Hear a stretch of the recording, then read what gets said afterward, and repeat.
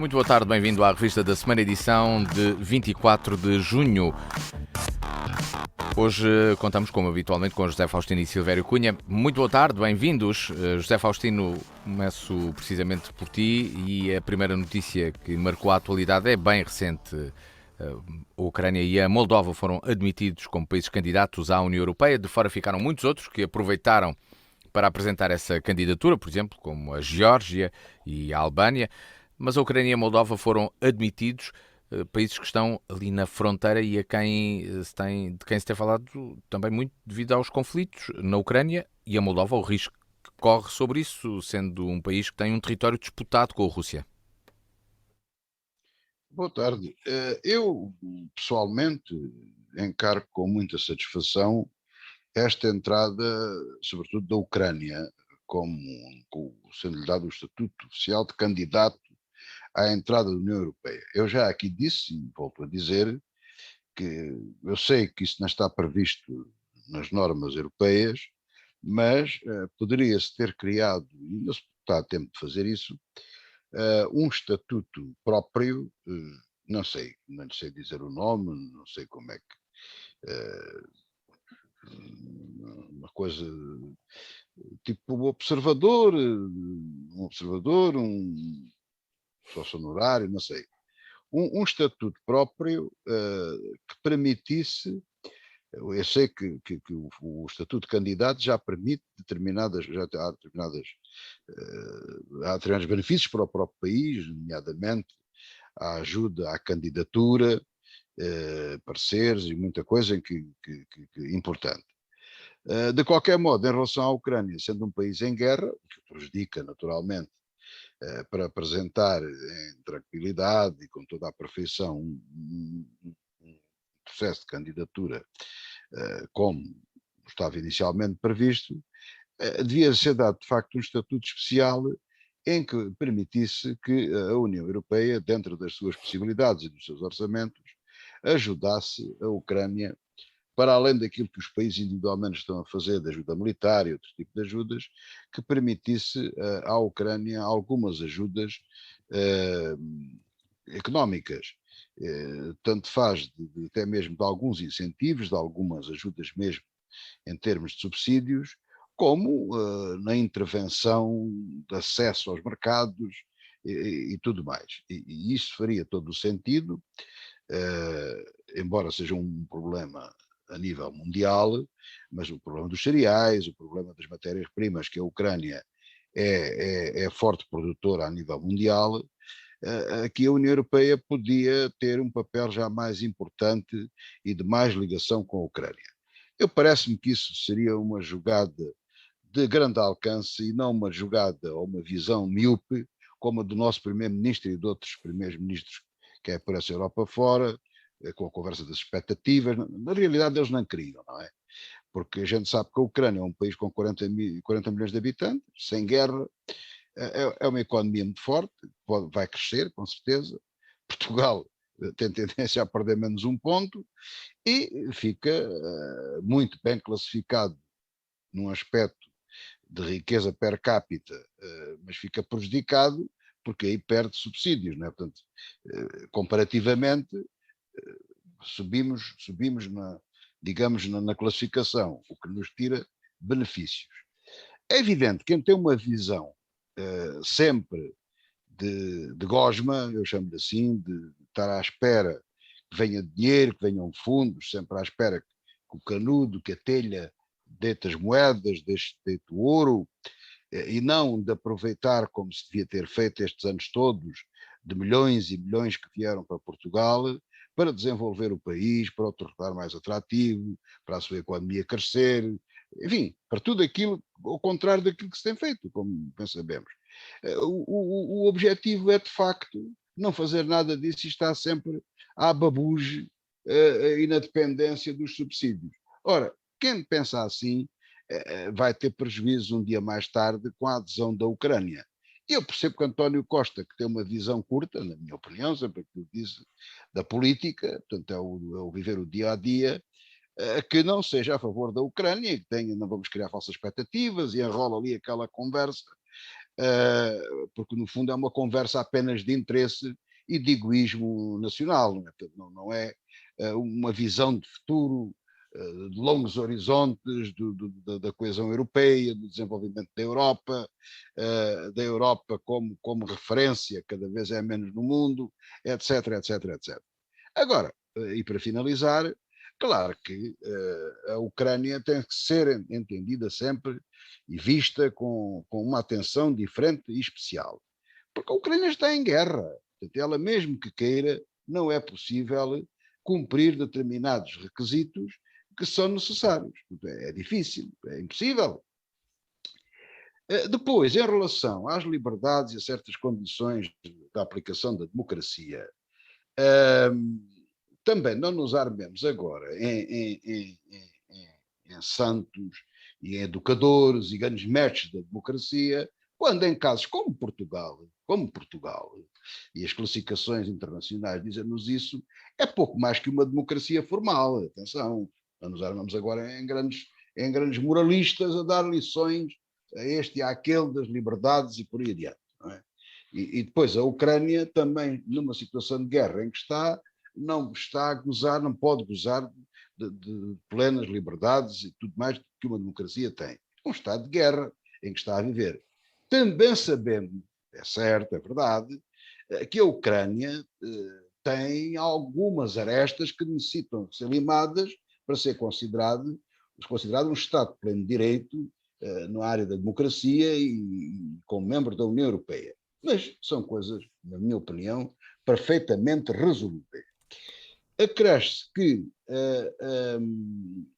esta adesão, esta vontade de ser europeu, de estar na União Europeia por parte da Ucrânia, tem sido uma reivindicação popular e parece maioritária para a população e que foi tirada a ferros, quase num processo revolucionário, como verificamos aquele de 2014, que deu, aliás, origem a todo este problema e a primeira origem da guerra, a ocupação da Crimeia e toda essa agressão que a ex-União Soviética, agora chamada da Rússia, está a fazer sobre o czar Pedro I Stalin, o grande ou pequeno, ou qualquer. E portanto, é assim. É assim que as coisas são e vamos lá ver qual será o futuro próximo, que, como se prevê, não será, infelizmente, muito bom. Silvério Cunha, boa tarde, bem-vindo.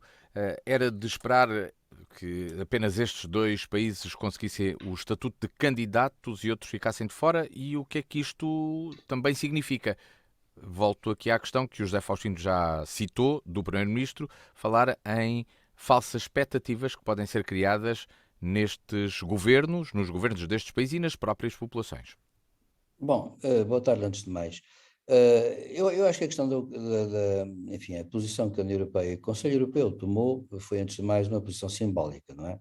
Que é importante, dado que a Ucrânia está em guerra e, portanto, a questão simbólica é muito importante porque significa que a Europa, enfim, tem interesse em integrar a Ucrânia, o que levanta à partida problemas atuais, não é? Da tentativa de ocupação de territórios por uma potência estrangeira, em violação do direito internacional, e naturalmente é uma forma de, digamos, dar ânimo, é uma questão simbólica importante, por isso é que Zelensky, aliás, no discurso que fez, disse que tinha sido uma grande vitória. Embora eu, de facto, na verdade, penso que não é assim, objetivamente não é uma grande vitória. É claro que a Ucrânia tem um problema que é este. Eu acho que podia-se dividir, até a partir do que disse o José Faustino, podia-se dividir os problemas da Ucrânia em duas boas partes. A primeira é que a Ucrânia, antes da guerra, tinha problemas que impediam que ela até tivesse acesso a ser candidata. E esses problemas são problemas internos da Ucrânia. Por exemplo, dou um exemplo claro, Putin tem lá os seus oligarcas. A Ucrânia também tinha os seus oligarcas. Aliás, muitos presidentes ucranianos, quer pró-europeus, quer pró-Putin, eram oligarcas. Aliás, o último vencido por Zelensky foi Poroshenko, e Poroshenko era um oligarca. Até vi que Poroshenko, quando agora começou a guerra, apareceu com um fato de combate, ali a ajudar as pessoas, mas depois também veio a notícia mais tarde de que Poroshenko quis sair do país e sair da Ucrânia, e o governo Zelensky proibiu de sair, invocando investigações sobre a origem da sua fortuna. Ou seja, é um oligarca ucraniano, que a Ucrânia também tinha os seus oligarcas. Portanto, há um problema de corrupção muito grave na Ucrânia, que aliás é típica dos países de leste, porque os países de leste, como não fizeram uma transição suficientemente larga rumo à democracia e de uma forma consistente, tiveram o problema que, enfim, está estudado hoje em dia já, que é a constituição de uma economia de mercado, com o véu de ignorância entre os agentes operadores económicos, etc., que tem a Europa Ocidental, que tem uma economia de mercado incipiente desde o século XIII. Acontece que realmente isto são questões históricas, não é? Assim como não há mercado na China, porque não há mercado, no limite é tudo controlado pelo Estado, acontece que destes países também há muitos problemas desse tipo. Portanto, a Ucrânia tem esses problemas e acho que essa questão é uma questão interna que tem que se pôr, porque, do contrário, a Ucrânia traria esses problemas para o âmbito da União Europeia e seria um sarilho. Já chega o que aconteceu na Roménia e na Bulgária, onde, num dado momento, até tiveram que ir funcionários europeus para os Ministérios das Finanças romeno e búlgaro, pelo menos búlgaro, porque o dinheiro da União Europeia que chegava, não chegava sequer ao Ministério das Finanças, ou chegava lá e de repente desaparecia numa porta, ou numa gaveta, ou num alçapão. E tiveram que ser funcionários europeus a ir ocupar lugares nos ministérios, no Ministério búlgaro, para impedir que o dinheiro desaparecesse. Portanto, a luta contra, digamos, a corrupção nesses países é uma luta que ainda vai demorar muito tempo, porque a evolução política, da cultura política desses países é mínima, porque saíram digamos, de regimes que eram regimes autoritários, por um lado, e regimes onde a cultura democrática, portanto, não existia. Depois há também outro problema. A Ucrânia é um grande produtor agrícola e é um produtor fundamental e vai ser um problema quando quiser entrar na União Europeia, porque aí os seus inimigos são a França e a Alemanha, por causa da PAC. A França e a Alemanha gozaram sempre de um estatuto especial a nível da PAC, que deu, aliás, a França, sobretudo a França, a Alemanha menos, mas a França deu uma autêntica revolução dentro da sociedade francesa. A sociedade francesa, antes da União Europeia, antes dos anos 60, era uma sociedade que tinha uma população rural imensa, pobre, muito envelhecida, e era um país, sob esse ponto de vista, digamos, um país atrasado. Melhorou imenso a condição, digamos assim, da sua população rural com a PAC. Ora, eu tenho a sensação, francamente, que a França e a Alemanha nunca irão desistir, digamos assim, dos benefícios da PAC. E já nem falo da Itália. Portanto, acontece que isso é um problema. Depois levanta-se um problema que é o da Ucrânia ser europeia ou não. Eu, por acaso, aí vou, digamos assim, pôr a coisa em dois patamares. Claro que a Ucrânia agora, isto é, neste preciso momento, quer ser europeia. Pois, mas querer ser europeu não chega. É preciso querer ser europeu por boas razões, porque pode querer ser europeu por más razões. Foi o que aconteceu com os países bálticos, a Hungria, a Eslováquia, a Polónia, a Chequia, esses países todos de leste, quando fugiram para a União Europeia, não vieram com o espírito do Kant, da federalização, da junção, vieram a fugir, foi da Rússia, e vieram afirmar o seu nacionalismo. Ora, isso é claramente contrário à integração política. Portanto, eles querem uma espécie de integração que economicamente lhes dê dinheiro, mas politicamente não tenha custos. Porquê? Porque são países que, em virtude de não terem uma cultura democrática muito avançada, não são países preparados para uma democracia integrada de tipo federal. Portanto, a Ucrânia quer ser europeia? Eu não sei se quer ser, por uma razão, só saberemos se quer ser no dia em que acabar a guerra, e a Ucrânia, então, vamos ver o que é que vai acontecer com a Ucrânia, porque essa é uma questão. Embora tudo possa acontecer, e eu espero que sim, que a Ucrânia não tenha feito o papel que fizeram muitos países, digamos assim, de leste. Os opressores, desculpa lá interromper, em 2014 deitaram abaixo o governo, que ao contrário do que prometeu, quis fazer uma unidade com a Rússia. Sim, mas repare que em contrapartida... O que eles gritavam era Europa, queriam ser europeus. Sim, era Europa, mas com Europa. Sim, porque os oligarcas ucranianos eram europeus e não pró-russos, mas pró-europeus, portanto, tínhamos o mesmo problema sempre. Mas eu também estou de acordo consigo, oligarcas há muitos, não é?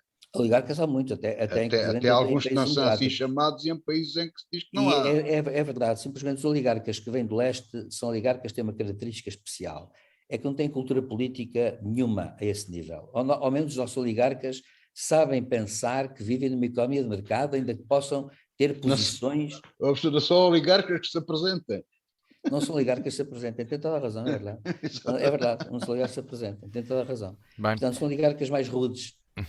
E, portanto, esse é um problema que se põe com a Ucrânia, querer ser europeia ou não. Eu não sei o que é que vai acontecer, até porque eu continuo a achar também que a única coisa positiva, se positivo se pode tirar alguma tragédia, é que esta guerra da Ucrânia está a transformar em inimigos russos aquela população que era russófona. Eu desconfio que hoje a população russófona anda a sofrer tanto com a guerra e nas mãos dos russos, que na verdade vai se transformar numa população russófoba, porque vai passar a detestar os russos. E eu acho que nesse aspecto o Putin não teve visão nenhuma, com aquela sua visão do século XVII, não pensou realmente que realmente não se conseguem captar moscas com vinagre, não é? Tem que ser com mel.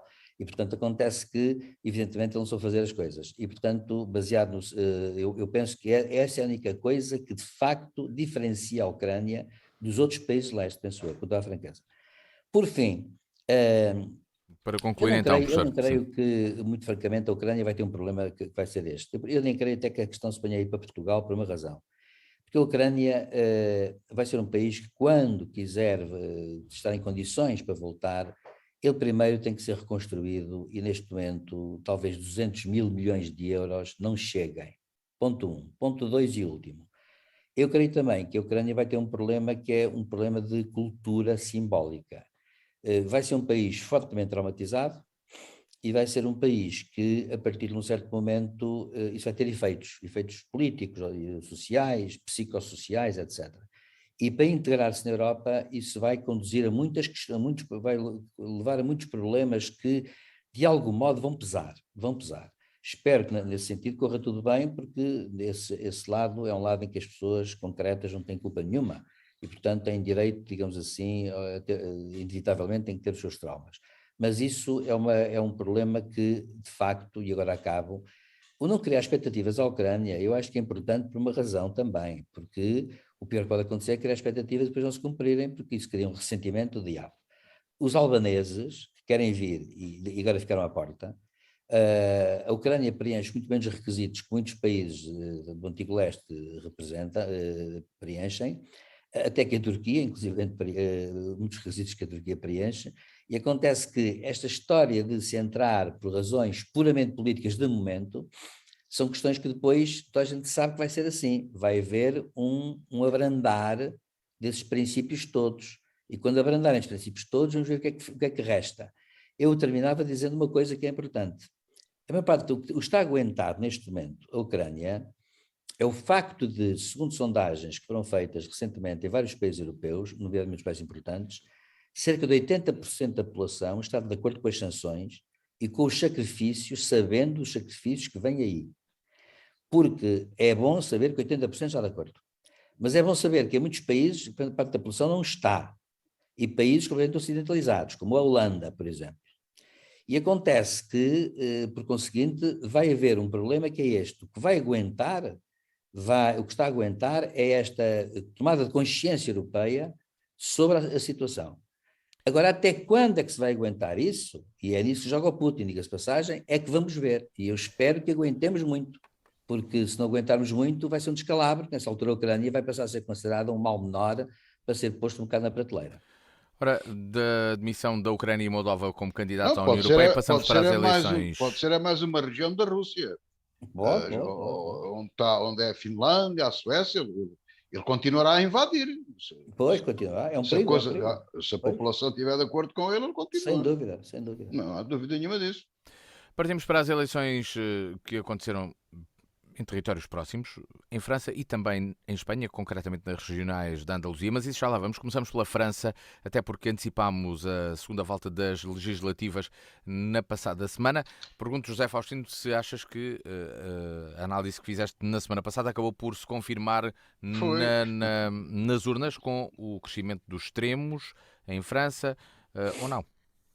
Foi, até passou mais do que aquilo que eu previa, quer dizer, eu previa que a senhora Le Pen, o partido dela, agora tem outro nome, não sei o nome, que ia ter um bom resultado, portanto, havíamos de tomar posições, os extremos a adquirirem maioria. Agora foi uma coisa de facto esmagadora, passou de 8 para 90, aqui nem é de 8 para 80, é de 89. Passou para 89, 89. 90, tá a ver? É para ficar dentro do... Passou de 8 para 89, pronto. É um número ingrato. Exatamente. Ou seja, uma coisa que nem ela própria esperava, ninguém esperava. Aquela unidade de esquerda promovida pelo Sr. Mélenchon, essa mais ou menos teve resultados que se previam. Embora, agora resta também saber, no campo da oposição e das propostas, aliás, a primeira proposta que eles fizeram foi uma moção de censura ao governo. O primeiro ato de construção da França foi esse. E o que estava previsto era que, à semelhança, por exemplo, da CDU, não é por comparativo ideológico, não é comparativo ideológico que eu quero fazer, a CDU é uma coligação, foi à cabeça, era, depois agora não, os verdes não entraram, mas era uma coligação, mas que depois de eleitos formavam dois grupos parlamentares, do Partido Comunista e os verdes. E ali a ideia era justamente uma frente de candidatura, não é?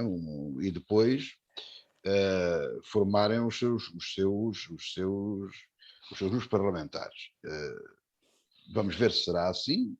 Já se fala em que se mantenham como um partido único, como uma frente única, como um único grupo parlamentar.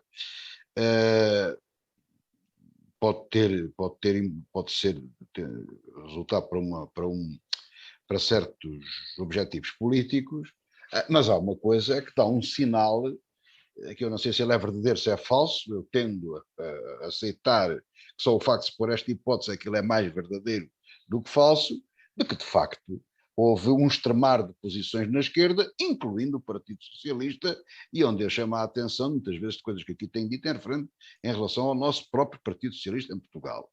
Porque esta coisa, uma coisa é a gente aceitar as pessoas, ter simpatia por elas, viver em tranquilidade e em paz na democracia, mas outra coisa é a ideologia, são as pretensões e são os objetivos. E a verdade é que o Partido Socialista francês, dentro daquela frente esquerda, pesa pouco, terá meia dúzia de deputados, não pesa quase nada, e o que ali está com força e com uma posição marcante do ponto de vista ideológico é de facto a extrema-esquerda, não é? Como do outro lado está a extrema-direita, ou uma direita mais, ou uma esquerda mais afirmada, porque ainda temos mais à esquerda ainda do que a senhora Le Pen, mais à direita. Mas não deixa de ser uma direita bastante direita, uma direita firme. Enfim, o nome extrema-direita a mim não me assusta muito. As palavras fizeram-se para serem utilizadas, mas de facto a maioria, como eu previ em França, está dividida entre a extrema-direita e a extrema-esquerda. Finalmente, Macron ficou sem maioria absoluta, ganhou, mas ficou sem maioria absoluta. A hipótese que tem é entender-se com os republicanos, com os gaullistas, e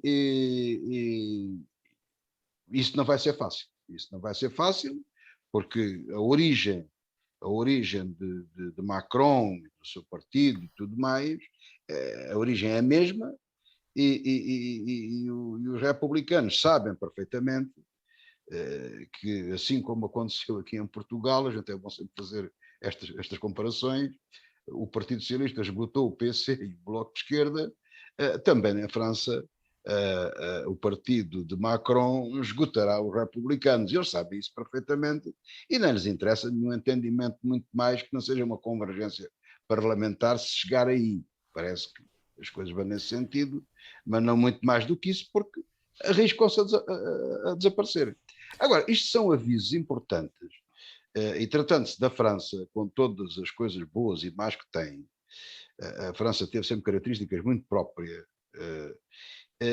e continua a ter, é um bom laboratório para observação do que é que se por ali vai passando, porque isso tem muita influência para o resto da Europa. Até porque a França, não vale a pena esconder isto, quer se queira, quer não, é o país mais importante, um dos países com a Alemanha, um dos países mais importantes da Europa. E, portanto, a gente tem que estar muito atentos ao que se passa em França, porque o que lá se passa vai ter efeito no resto da Europa, em termos práticos da União e como referência política, sem dúvida absolutamente nenhuma.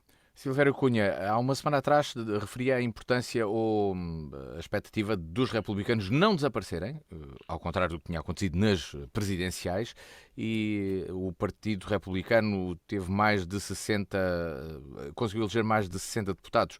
É certo que é um número bastante mais baixo do que aquele que tinha anteriormente, mas isto corresponde à expectativa que tinha e estará a França aqui à beira de ficar ingovernável, já que não existe uma história de sucesso de governos minoritários em França? Pois, acontece que as duas coisas mais... Eu acho que me enganei num ponto. Eu francamente achei que os republicanos iriam ter mais votos. E também pensava que a Marine Le Pen tinha menos. E eu pensei que teria mais votos e que a NUPES, ou NUPES, como eles dizem, tivesse também menos votos, e pensava que o Macron também iria ter mais votos. Acontece que, na verdade, o que sucede é um bocado isto. Aconteceram duas coisas importantes, estruturalmente falando. Primeiro é que, na verdade, o sistema político francês evoluiu para uma espécie de parlamentarismo, uma república parlamentar, o que não está previsto na Constituição. Portanto, a Constituição francesa é de um presidencialismo, digamos, mitigado, não é como o americano, mas onde, de facto, o presidente tem prerrogativas especiais, nomeadamente a conduta, toda a política externa está nas mãos do presidente, não está nas mãos do governo. O presidente, se quiser, preside aos Conselhos de Ministros, como aliás tem feito, e portanto, só raramente é que entrega isso ao primeiro-ministro. E sucede que a França, realmente, o desenho constitucional que foi o da Quinta República foi no sentido antiparlamentar, porque a Quarta República era completamente parlamentar e os governos sucediam-se e caíam uns atrás dos outros. Também é verdade que estávamos numa fase de crise, isto é, que os certos partidos, quando na Quarta República aconteceu isso, partidos muito importantes que vinham do século XIX foram-se esgotando e deram origem a outros partidos, e por isso mesmo, aliás, um deles, o de Gaulle, o RPR, o Rassemblement pour la République, daí os republicanos, e acontece que precisamente de Gaulle criou um novo partido que federou, portanto, todos os antigos partidos na direita democrática, e portanto acontece que com isso desenhou um novo sistema. Esse sistema agora foi posto em causa porque é a primeira vez que realmente há umas eleições em que um primeiro-ministro, em que um presidente da República não tem a maioria absoluta que o eleitorado sempre dava aos presidentes eleitos. Há um exemplo especial, uma exceção especial, que foi com Michel Rocard, em 88 com Mitterrand, mas Michel Rocard, é bom lembrar, e isso tem sido muito lembrado, aliás, pelos analistas franceses, Michel Rocard era uma personalidade muito especial, muito prestigiado, muitíssimo respeitado à direita e à esquerda. Ele impunha-se enquanto pessoa, quer aos comunistas, quer aos gaullistas, e acontece que conseguiu, enquanto primeiro-ministro, aprovar validíssimas leis, porque em negociação com uns e com outros, acontece que eles entravam em negociação com ele, mas era por causa do Michel Rocard e não do Partido Socialista. Portanto, é bom que se fique claro, e por isso é uma exceção que agora não tem aplicação. Porque foi um caso muito específico de uma personalidade. Michel, portanto, não conta. Acontece que o que vai acontecer agora é isto, se a França, enquanto regime parlamentar de facto, tem que ter uma aprendizagem. E aqui nota-se logo que os agentes políticos não estão preparados para isso. Eu estive com cuidado a ver a comunicação de Macron ao país e teve a sua graça, porque Macron, sem querer, assumiu o papel de presidente e disse: agora os partidos da oposição que digam o que é que efetivamente vão propor. Ora, é claro que ele não está em condições de impor a nenhum partido da oposição essas condições. E o Mélenchon reagiu imediatamente, foi o único partido, aliás, que os líderes reagiu de imediato, dizendo que não, ele não está em condições de pôr nada. O que vai acontecer é aquilo que acontece no regime parlamentar. A senhora Elisabeth Borne vai ter que apresentar uma moção de confiança na Assembleia Nacional e, se não tiver, demite-se. E se tiver, então apresentará um conjunto de leis e propostas de programa de governo que serão votadas pelos deputados. E isso foi curioso porque, de facto, Macron estava-se a esquecer de que realmente a Assembleia Nacional Francesa neste momento configura um regime parlamentar. Primeiro ponto. Segundo ponto, os partidos até agora, apesar de tudo, têm dado algum sentido, digamos assim, de moderação. A NUPES, o Mélenchon também tem que ter algum cuidado, porquê? Porque o Partido Socialista conseguiu 23 deputados e os ecologistas 21. O que quer dizer que naqueles 130 e tais, penso eu, deputados da NUPES, acontece que, de facto, há 40 e muitos que efetivamente não são completamente alinhados com o Mélenchon. E já o disseram. Provavelmente o que eles talvez venham a fundar um partido único por uma razão, se quer para ficarem com as principais comissões parlamentares a seguir ao partido Macron, em vez de ser a Marine Le Pen a tê-los. Os republicanos já disseram que não querem uma coligação de poder, mas querem um pacto político, ou seja, que o Macron apresente um conjunto de projetos de lei, que negocie com eles um conjunto de projetos de lei, e ao fazer isso, os republicanos darão o seu acordo, e com isso estão na oposição, mas ao darem o seu acordo, porque deram o seu contributo, as coisas ficarão, digamos, mais ou menos entendidas assim. Agora, porque é que o interessante, no entanto, são as sondagens, porque a França faz sondagens com empresas muito grandes, com muitos milhares de, digamos, participantes, e isso tem algum significado. É curioso verificar várias coisas. Primeiro, Macron foi eleito com 58, tal por cento dos votos, 58,3, salvo erro. Segundo, é bom lembrar que, no entanto, a maioria dos eleitores não queria Macron, isto é uma coisa muito curiosa, portanto, foi escolhido como normal. Terceiro lugar agora, depois das eleições, a maior parte relativa, maioria relativa dos eleitores, acha que ele deve negociar com a NUPES.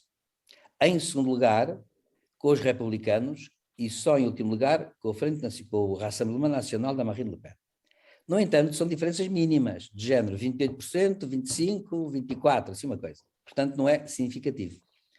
O mais interessante é que as últimas sondagens dizem que a grande maioria do povo francês, 71%, estão satisfeitos com a forma como ficou o Parlamento. Ou seja, quiseram, efetivamente, que houvesse uma fragmentação e que os partidos se entendam a esse respeito.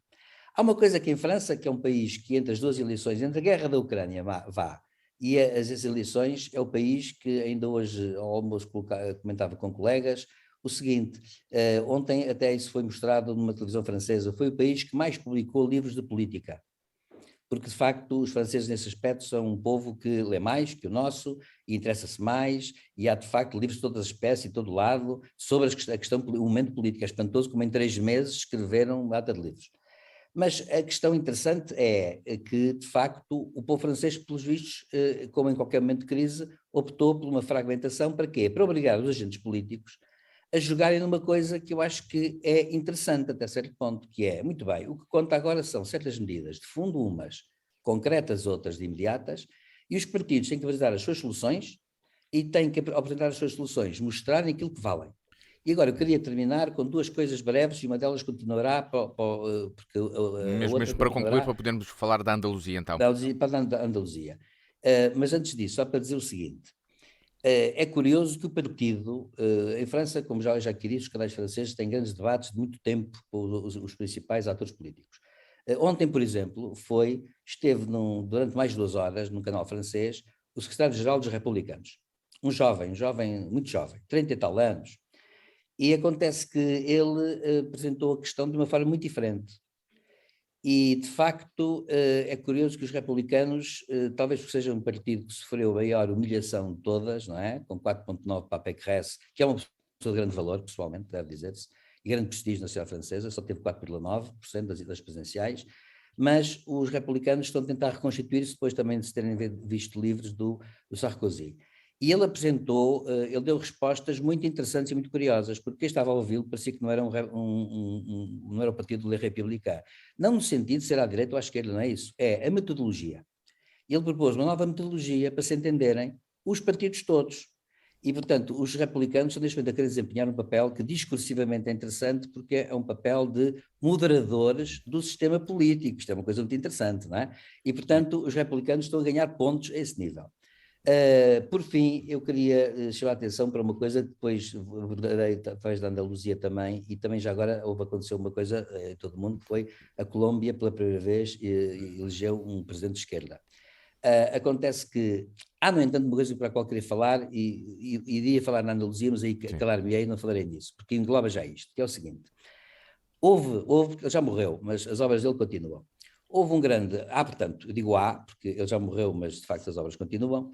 Há um grande pensador italiano da direita, que esteve, aliás, muito ligado à Liga Norte, que é Gianfranco Miglio, que escreveu uma data de obras, uma obra imensa, e tem 2 volumes grossíssimos, cada um de 500 páginas, intitulado A Regularidade da Política.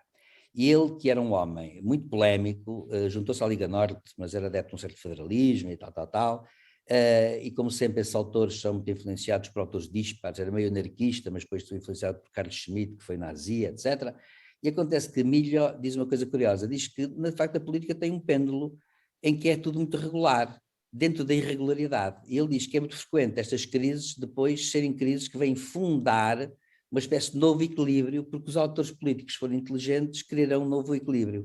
E isto é muito regular, ou seja, é regular que tenha acontecido em França isto, e ao mesmo tempo, se tivermos uma vista macroscópica, olhemos para o que aconteceu na Andaluzia, para o que aconteceu na Colômbia, para o que está acontecendo no Equador, por exemplo, e acontece que, se virmos assim no global, verificamos que, efetivamente, é provável que haja em muitos países um movimento no sentido de a fragmentação conduzir a uma espécie de uma revisão da visão da política, ou seja, mais do que programas, queremos soluções para questões, umas de fundo complexas e outras mais concretas e imediatas. E eu acho que isso vai ter uma grande importância no futuro. A França é talvez o laboratório onde isto se verificou de uma forma mais visível, embora eu antecipe desde já uma coisa que acho que também aconteceu isso um bocado na Alemanha. Ora, passamos para as eleições na Andaluzia, onde aí os extremos decresceram. O PP conseguiu maioria absoluta, é a primeira vez que um partido popular consegue maioria absoluta nesta região. Já governava anteriormente, mas com o suporte parlamentar do Vox, um partido que ainda assim ganhou 2 lugares no Parlamento, mas perdeu a influência no governo. Por outro lado, o PSOE registrou o pior resultado sempre na Andaluzia e, à esquerda, o Plano Andaluzia e Adiante Andaluzia, formações que derivam do Unidas Podemos, decresceram de 17 para 7 lugares no Parlamento. Já o Ciudadanos desapareceu da representação parlamentar. Será então que os extremos estão a perder força em Espanha, José Faustino? Eu penso que isto tem aquilo que tenho dito e que penso, isto é um caminho, não é? Isto é um caminho. Eu não sei bem o que é que poderá acontecer, como é que as coisas evoluem, mas uma coisa é certa, se há uma tendência para os extremos, depois verifica-se, tem-se verificado, que quando os extremos têm a oportunidade de mostrar ou não mostrar alguma coisa, digamos, algum trabalho prático, alguma prática de governação, etc., que depois as coisas voltam para trás. Porque, na realidade, as pessoas, apesar de correrem o risco de andarem sempre preocupadas, não andarem tão felizes, porque não veem aquilo que queriam ver ou que supunham que era possível fazer-se a realizar-se, as propostas populistas, por exemplo, são sempre boas a fazer essas promessas, mas depois, se têm a oportunidade de chegar um pouco ao poder, e mesmo que não sejam populistas, mas elas não são execuíveis e, como tal, as pessoas apercebem-se que aquilo na realidade não é prático. Portanto, aquilo não pode ser assim. Depois também tem, independentemente, o caso dos Cidadanos em Espanha está longe de ser, é um partido talvez mais de cariz liberal, que apareceu, criou uma grande expectativa junto do eleitorado, mas que se auto-excluiu praticamente de tudo. Teve mais ação na Catalunha, mas foi-se auto-excluindo de acordos com o PSOE, para governos ou não governos, e os espanhóis, os eleitores que tinham dado o benefício da dúvida, não perceberam, fizeram a pergunta, mas para que é que isto serve? Quer dizer, devem do mesmo modo ter feito uma pergunta semelhante na Andaluzia, porque de facto foram perdendo e agora desapareceram mesmo, e continuam a fazer a mesma pergunta, a mesma interrogação. Eu estou convencido que a evolução é essa, há uma expectativa e então há uma tendência para ir para os extremos. Mas depois os extremos se não são capazes de concretizar as coisas, por grande parte das coisas, infelizmente ou felizmente não são concretizáveis, há depois uma desilusão. Portanto, a mesma pergunta que eu estava a dizer, afinal, o que é que aquilo dá? Deve ter sido o mesmo que os andaluzes perguntaram ao ver um governo com ligação do PP com o Vox. Porquê? Porque não só o PP, já tem provas dadas. E o que não há dúvida nenhuma é que as coisas voltaram-se a inverter, mas com fenómenos interessantes. Por exemplo, para mim, o maior, se não o maior estadista espanhol, Felipe González, é sevilhano, portanto é andaluz. Digamos, podemos quase dizer que o PSOE tem a sua gênese ali, já governou a região e cada vez perde mais votos, cada vez tem menos votos. Porque lá está, também na prática não se vê propostas, não se vê ação, não se vê nada, não é? E nós em Portugal, eu estou aqui a fazer um comentário um bocado misturado, mas peço desculpa por isso, mas tento eu dar-lhe alguma ligação, que é o caso em Portugal, neste momento. Podemos fazer críticas, e eu sou crítico do governo, mas também podemos fazer críticas da oposição. A oposição também, de certa forma, ou porque não se mexe muito, ou porque não fala muito alto, ou porque a comunicação social não lhe dá voz, o que é certo é que também não aparece muita obra. Estamos aqui num caso concreto destes. A asneira atrás da asneira, na saúde, em vários sítios. O governo praticamente, com a maioria absoluta, não faz nada, mas a oposição também não aparece. Aparece um bocadinho do Chega, aparece um bocadinho da Iniciativa Liberal, pouco ou nada do PSD, e as pessoas, não digo de forma imediata, mas os períodos eleitorais são 4 anos, as pessoas a pouco e pouco começam-se a perceber e a reagir a isto. Por exemplo, se agora houvesse outra vez eleições em Portugal, eu estou convencido que António Costa tinha outra vez maioria absoluta. Sem fazer nada. Ele devia ser mandado embora, devia ser despedido. Mas não, porque as pessoas perguntam. E qual é a alternativa? Portanto, toda esta dinâmica política que se cria,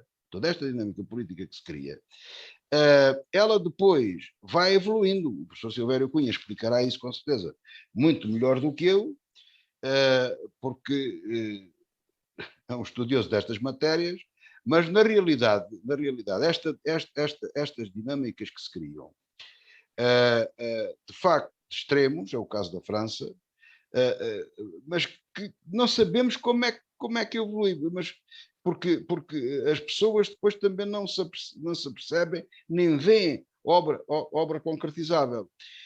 Isto leva-me a pensar em que, naquilo que há pouco falava, que é a Europa, estas tendências que o professor Silvério Cunha apontou aqui como razões diferentes dos países de leste dos outros para irem para a União Europeia, que falámos, eu aqui não estou preocupado concordo com ele, mas não estou preocupado porque acredito, por esta dinâmica que estou a tentar descrever, em vários países, agarrando na Espanha, na França e tudo isso, esta dinâmica na Europa, eu estou convencido que irá criar uma dinâmica favorável ao lado bom da questão, ou seja, para o lado da democracia liberal, para o lado do federalismo europeu e por aí.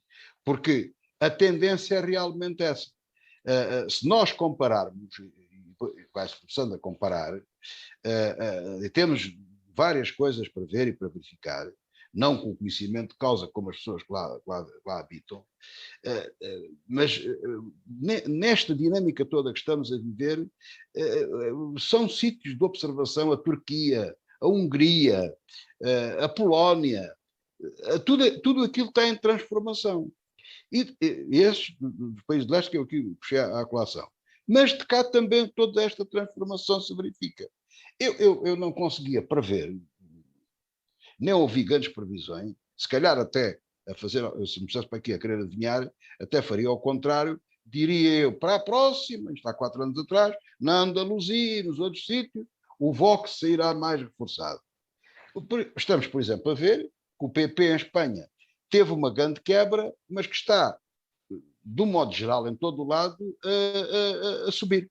mudou de líder, teve um efeito extraordinário e tem um impacto que não se fica só por ali. Portanto, agora tem esta vitória na Andaluzia e tem um papel importante, embora seja muito controverso, da Presidente da Câmara de Madrid, por exemplo. Portanto, o PP está outra vez a reafirmar-se, digamos assim. E estou convencido, numas próximas eleições espanholas, se calhar voltaremos a ter outra vez os grandes rivais, o PP com o PSOE. Não me admiro que isso aconteça. Até esta dinâmica é extraordinária, de facto, estamos a viver tempos muito ativos, muito extraordinários. A história tem estas coisas, em que as coisas andam todas com uma grande rapidez. É difícil, pelo menos para mim, dizer, e cada vez mais, acertei, por exemplo, as eleições francesas com uma semana de antecedência, mas cada vez é mais difícil começar a fazer previsões, porque isto cria umas dinâmicas de tal ordem que é complicado. Eu dou só para acabar por o exemplo de França. O professor Silvério Cunha, se não entender que não, agradeço até que corrija se estou a observar mal, mas digamos, de um modo geral, e para um observador menos atento, para um que não seja especialista em política, não há grandes diferenças entre as propostas do Sr. Mélenchon com a Sra. Le Pen. Praticamente são quase propostas, pode ser quase à esquerda, como normalmente se diz, de melhorias para o povo. Portanto, um olhar menos atento não percebe bem as diferenças. Silvério Cunha já tinha antecipado um pouco a analisar as eleições espanholas. Não sei se aquilo que nos disse no fim coincide um pouco com aquilo que o José Faustino estava aqui a dizer, num recentrar da ação destes políticos, destes partidos tradicionais. É interessante esta evolução e apontaria só duas características. O caso da evolução do PP. O PP, a partir de Aznar até Rajoy, foi se tornando mais conservador. Rajoy veio introduzir um ponto mais centrista na coisa e depois acabou por ser um dado momento de crispação. Lembram-se do Rajoy foi muito moderado na forma como tratou aquele pseudo-referendo na Catalunha, dia 1 de outubro, não é? E, portanto, de 18, salvo erro. E acontece que foi muito moderado e tal, e o que sucede é que a coisa falhou e veio Pablo Casado, que veio efetivamente afirmar um discurso mais conservador. O Vox apareceu e, curiosamente, apareceu e cresceu muito ao lado desse discurso conservador. O Ciudadanos quis afirmar e não conseguiu, porquê? Porque a bipolarização estava de tal maneira com o Podemos de um lado, etc., que, efetivamente, no meio, quem fica no meio, torna muito difícil, digamos assim, segurar as coisas. Mas eles também fugiram a todo tipo de responsabilidade. Quem? O cidadano. Sim, claro, evidente. Pois não tinham discurso. Mas a nível nacional, de coligações, de entendimentos. Sim, mas eles não tinham discursos para aquilo, não tinham discurso. Eles fugiram. E acontece que, depois disso, o que acontece? Veio o Feijó, da Galiza, de novo, mais um centrista centro-direita, conseguiu, portanto, levar a cabo uma visão diferente, e acontece que ganhou as eleições de Castela e León com a maioria relativa, e aí, claro, fez com o Vox uma coligação, mas agora na Andaluzia o PP sozinho vai dispensar o Vox. Portanto, o Vox, o que acontece é que quando o discurso passa a ser mais autêntico no campo do centro-direita, é evidente que, digamos assim, os extremos, neste caso no lado direito, acabam por perder força por uma razão, porque as pessoas passam a ter dois campos dentro das suas simpatias, onde podem escolher um campo mais moderado, dentro de um certo arco, digamos assim, de normalidade, e um campo mais extremado que canaliza as questões da política para o poder e não tanto para a política. Quanto aos socialistas, os socialistas acontecem a mesma coisa, com o Podemos, não é?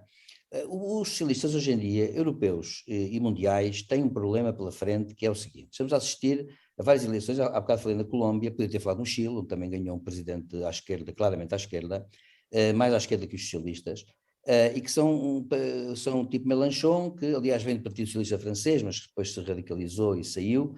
São pessoas que andam à procura de uma visão alternativa das coisas, mas geralmente eles não são eles que as pensam, não é?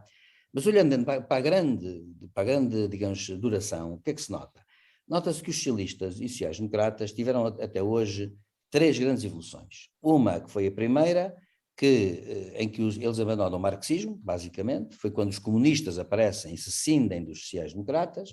É bom lembrar que Lenin ainda foi líder do Partido Social Democrata Russo. Portanto, é quando eles saem abandonam o marxismo, mas não impediram, por exemplo, na época de Weimar, o aparecimento do nazismo. Não tinham, portanto, instrumentos nem político-filosóficos, nem político-económicos, nada para fazer frente àquela crise, também que lhes escapava em parte, porque os aliados que ganharam a Primeira Guerra Mundial portaram-se mal e porcamente com a Alemanha de uma forma inadmissível. Depois veio a segunda vaga dos socialistas e sociais-democratas, que foi o welfare state, o Estado Social, mas que se misturou com os liberais, e acontece que quer os liberais, quer os sociais-democratas foram vítimas da usura disso. Porquê? Porque a cultura política desceu muito, desceu para uma cultura muito materialista e foi só bom enquanto duraram os 30 gloriosos anos em que a Europa cresceu mais de 5% ao ano. Bom, agora depois apareceu a terceira via, de Tony Blair, connosco é o Sócrates, e o Tony Blair realmente fez uma coisa que foi desastrosa, é que após a queda do Berlim, os socialistas e sociais-democratas deixaram de ter discurso, e portanto foram comidos literalmente pelo centro-direita.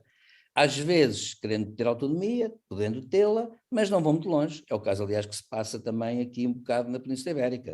Eles estão em crise e o Partido Socialista vai entrar em crise mais tarde, porque não tem um discurso claramente, muito clarificado a esse nível.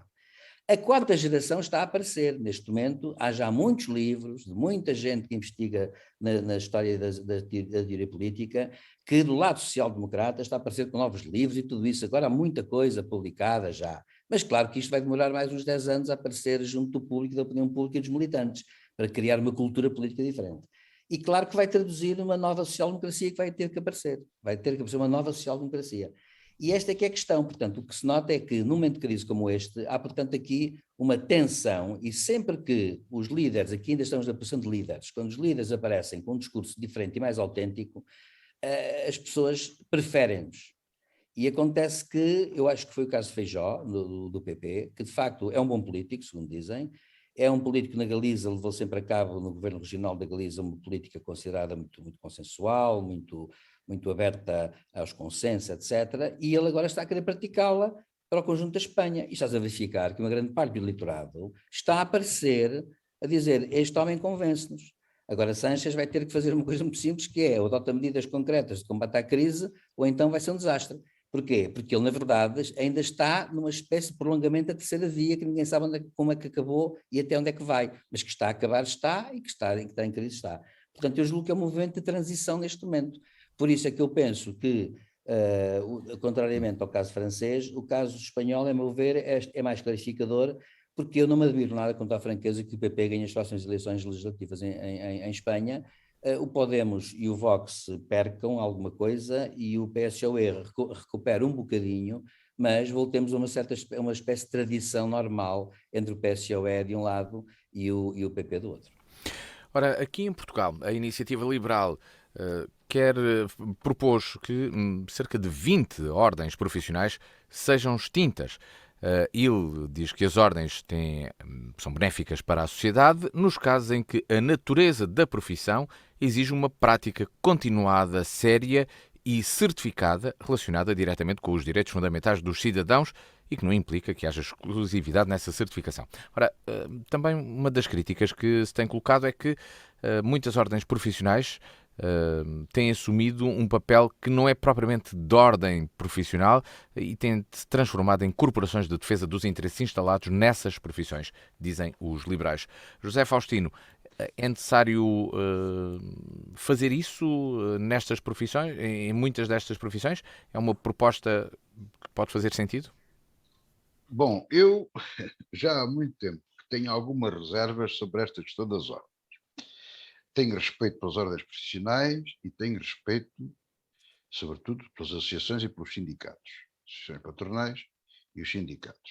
Cada um tem o seu papel, as associações patronais e sindicais de um lado e as ordens de outro, são coisas completamente diferentes, mas é bom dizer-se que há tendência para, por vezes, se confundirem. É mesmo até preciso estar muito atento para perceber onde é que está mesmo o limite de separação.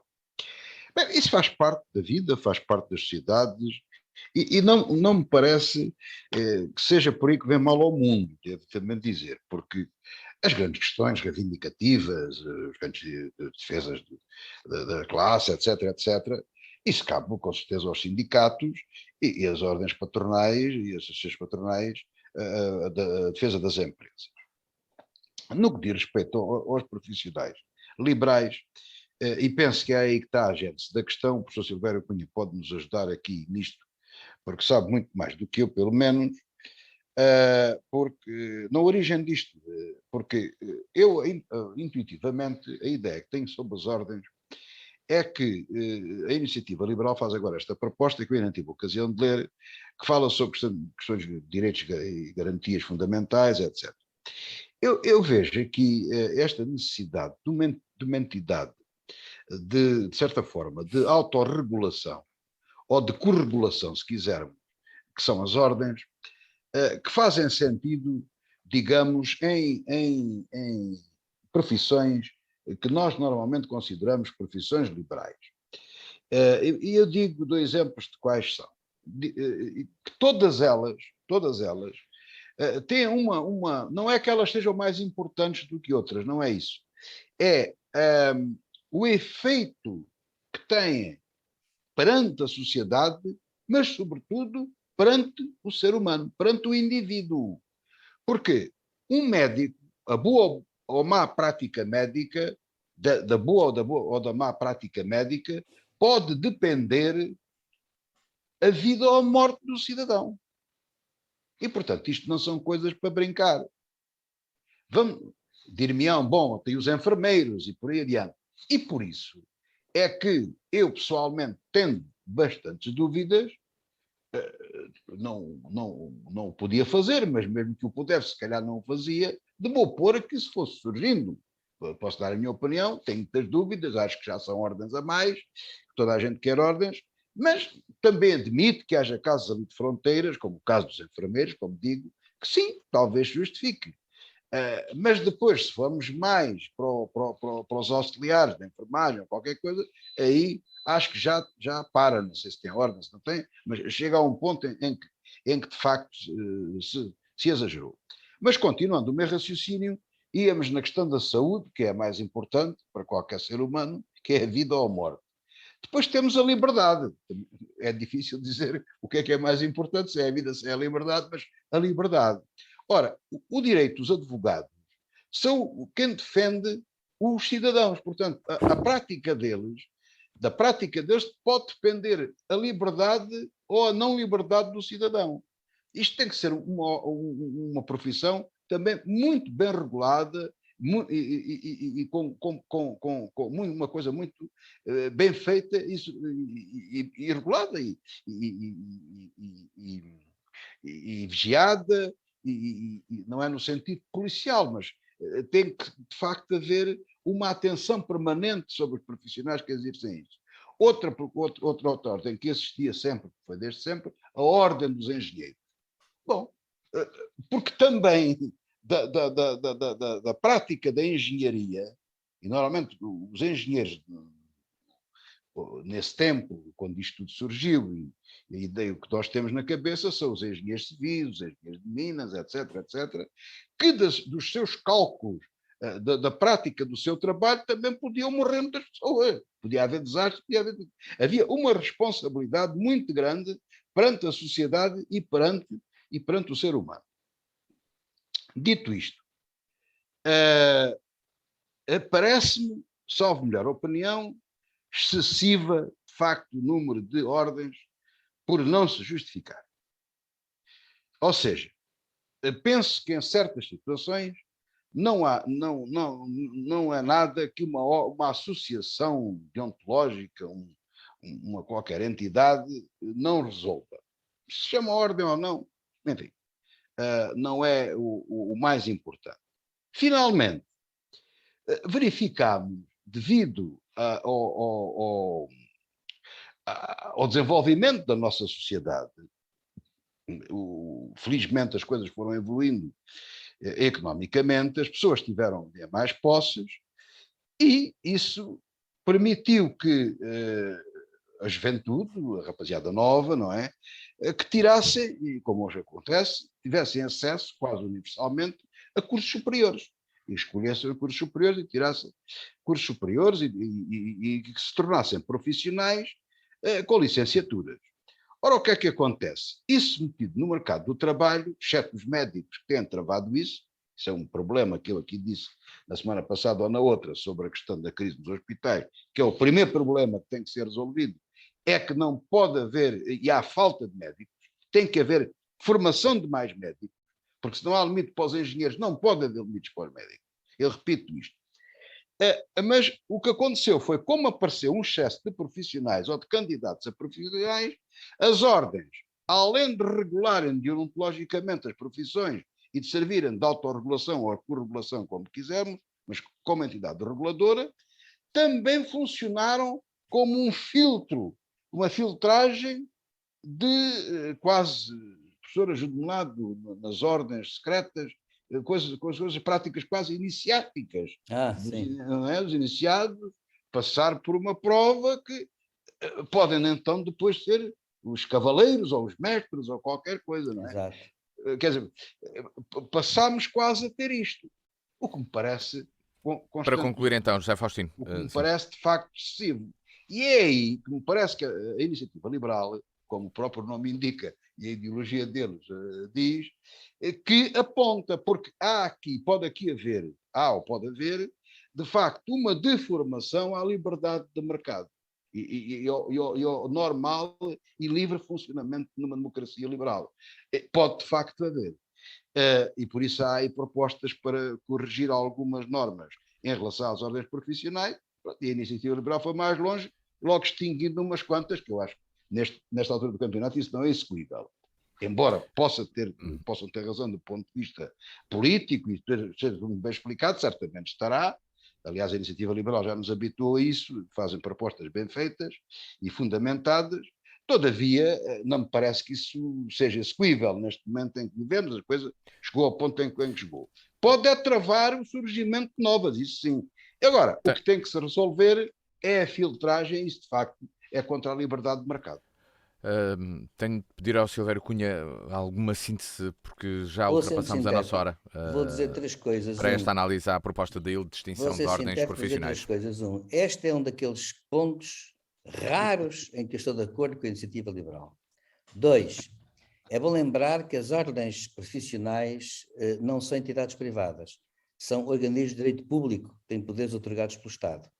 E, portanto, o que acontece? Por isso é que eu disse corregulação. Penso que o termo não está errado. Exatamente. O que tem acontecido é que as ordens têm, com o freio nos dentes, têm tomado freio nos dentes, e acontece que, em vez de se limitarem a fazer aquilo que eu chamo uma regulação em nome do interesse público, têm feito sim aquilo, e é o terceiro ponto, têm caído no neocorporativismo. Portanto, são mais sindicais que os sindicatos, para ser franco. E acontece que, até porque os associados, que são obrigatoriamente associados nas ordens, não é? Têm que estar afiliados na ordem, os associados, de facto, acabam por até obedecer mais ao que diz a ordem do que dizem os sindicatos, que é uma coisa que eu acho curiosa. Portanto, sucede que, efetivamente, este neocorporativismo é um perigo por uma razão, porque faz desregular o sentido comum da sociedade, faz com que haja uma falta de visão global das coisas e começa a imperar a lei do mais forte. E nós temos visto isso muitas vezes por trás de reivindicações justas, que são justas, nomeadamente o caso do pessoal médico em geral e paramédico, etc., nomeadamente médicos e enfermeiros, que, a meu ver, são muitíssimo mal pagos.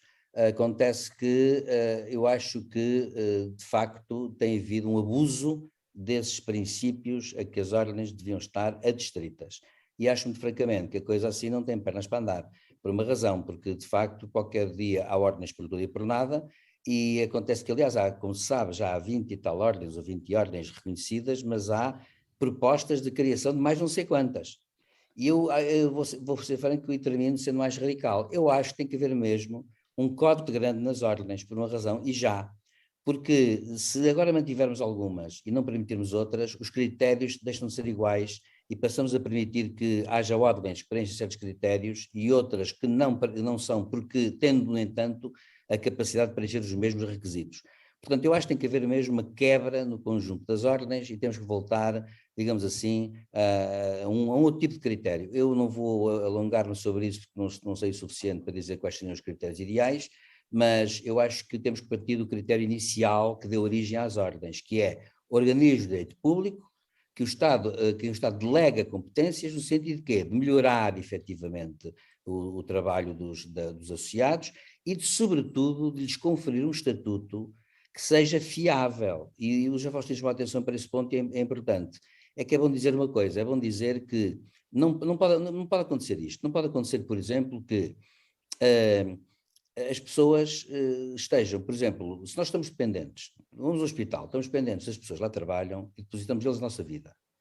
Eles têm especiais obrigações e especiais responsabilidades. É justo que exista uma ordem para cada um desses setores. Agora, qualquer dia há uma ordem, sei lá, das pessoas que andam aí, sei lá, a acarretar não sei o quê, ou uma ordem de qualquer coisa, quer dizer digamos, são diferentes. Dos calceteiros, por exemplo. Por exemplo, quer dizer, com todo atenção, o respeito. isso era o que acontecia na Idade Média e na Era Moderna. Havia, por exemplo, as corporações dos tanoeiros, a corporação dos ferreiros, dos pedreiros, havia essas coisas todas. Certo. Isso era no tempo em que havia sociedades estamentais, em que a pessoa, quando era filha de tanoeiro, tinha que ser tanoeiro também no resto da vida. E, portanto, eu acho que isso tudo tem que desaparecer. Eu queria só chamar aqui um nome, para acabar, um nome à colação. Há muitos anos, ele já morreu de certeza, houve um advogado de apelido Pires de Lima, mas não é nada ao que foi o bastonário, não é da família sequer, o doutor Pires de Lima, que foi um advogado ilustre, esse advogado que morreu, já morreu há alguns anos, que desde os anos 70 levantou um problema que foi o da inconstitucionalidade no nosso país de haver ordens. Ele achava que eram inconstitucionais. E ele levantou a questão em artigos que escreveu para a revista da Ordem, que depois deixou que não deixou que ele continuasse a escrever, mas escreveu para artigos de jornal, etc. E até escreveu até um livrito em que ele fundamentava isso. E ele foi um advogado de grande categoria, deve dizer, se podemos dar-lhe razão ou não neste caso, mas foi um advogado muito reputado de Lisboa, e acontece que ele sustentava essa tese. E tinha alguma razão. Uma vez li um artigo dele, não li o livro, li um artigo dele e achei que de facto tinha pontos em que ele levantava pontos que eram realmente relevantes. Pronto, e isso eu acho que, portanto, tem que haver um critério básico, universal e um critério que de facto atenda ao superior interesse público. Nada mais, ponto. E assim chegamos ao final desta revista da semana, no dia de São João. Vamos falar sobre o regresso do maior evento popular do sul do país, que acontece em Évora, a Feira de São João, mas falaremos disso de hoje a uma semana depois dos respectivos passeios ao local. Será assim, José Faustino e Silvério Cunha? Sim, senhor. Eu ainda não fui à feira. Eu fui ontem, por acaso. Posso permitir dizer uma coisa, Matias? Sim, para... Uma coisa que eu notei foi isto. A feira estava cheia e notou-se que as pessoas precisavam de sair e ir à feira. E isso é ótimo. Ora, na Diana FM, a revista da semana voltará de hoje a 8 dias, também disponível sempre na versão podcast em dianafm.com e na versão de vídeo, também na página da Diana. Tenha uma boa tarde e bom fim de semana. Boa tarde. Boa tarde.